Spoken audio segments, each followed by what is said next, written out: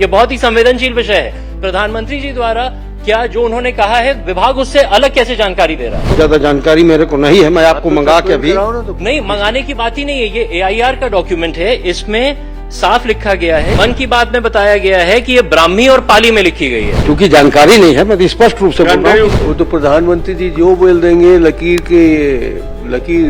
के फकीर है।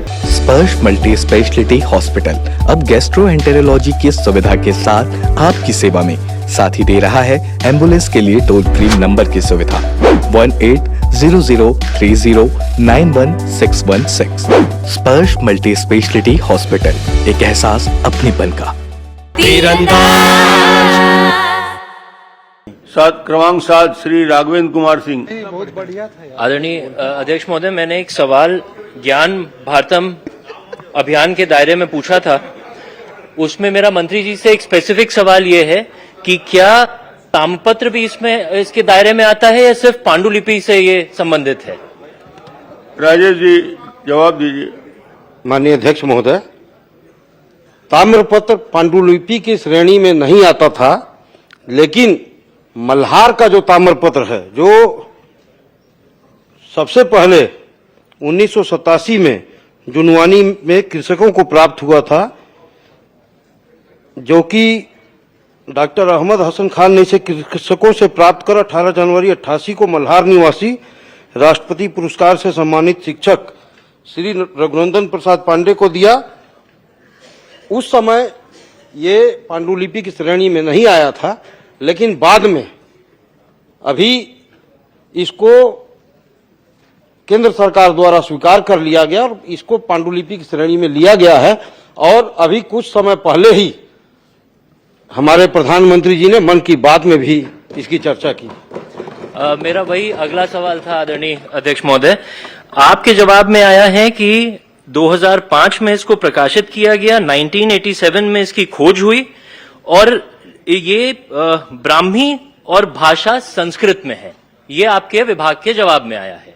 लेकिन जैसा कि आपने उल्लेख किया आदरणीय प्रधानमंत्री जी का, उन्होंने ये कहा कि ये ज्ञान भारतम अभियान के तहत छत्तीसगढ़ में इसकी खोज हुई एवं ये ताम्रपत्र ब्राह्मी लिपि और पाली भाषा में लिखी गई है। आप जवाब दे रहे हैं कि ये 87 में खोजी गई और ये संस्कृत और ब्राह्मी भाषा में है।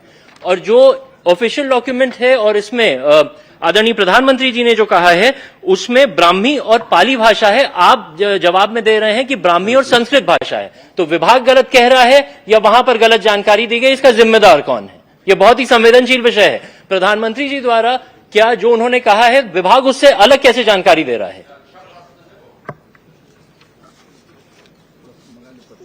अच्छा प्रश्न है, तो इसके बारे में बहुत ज्यादा जानकारी मेरे को नहीं है, मैं आपको मंगा के अभी नहीं, मंगाने की बात ही नहीं है। ये AIR का डॉक्यूमेंट है, इसमें साफ लिखा गया है जो प्रधानमंत्री जी ने बोला कि ये ब्राह्मी लिपि और पाली भाषा में लिखी गई है।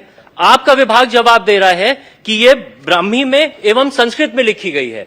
तो विभाग प्रधानमंत्री जी के अगेंस्ट या उसके अलावा गलत जानकारी कैसे दे रहा है? इसका जवाब आदरणीय मंत्री जी देते हैं। मैं इसका परीक्षण करा ले रहा हूं कि आदरणीय अध्यक्ष महोदय, बहुत ही संवेदनशील मामला है। जो पूरे देश को एक बात बताई जाती है उसको हम सब मानते हैं और विभाग उसके विपरीत जवाब दे रहा है। विभाग कह रहा है कि ये खोज 87 में हो चुकी है। अभी ये वहां पे जिसने भी जानकारी दी होगी, सन भी गलत बताया गया है, भाषा भी गलत बताई गई है। मन की बात में AIR में ये डॉक्यूमेंट आया है और उसके बाद जो विभाग यहां जवाब दे रहा है वो सन भी गलत बता रहा है और मन की बात में बताया गया है कि ये ब्राह्मी और पाली में लिखी गई है। दोनों अलग है। मैं इसकी जांच मंत्री जी आप ये बता दीजिए कि कौन गलत बोल रहा है, आपका विभाग कि माननीय प्रधानमंत्री जी? मैं चूंकि जानकारी नहीं है, मैं तो स्पष्ट रूप से बोल रहा हूं। इसके बारे में मेरे को प्रधानमंत्री जी, माननीय प्रधानमंत्री जी कभी गलत नहीं बोलते, डिपार्टमेंट वाले गलत बोल रहे हैं। हाँ, तो वो तो प्रधानमंत्री जी जो बोल देंगे, लकीर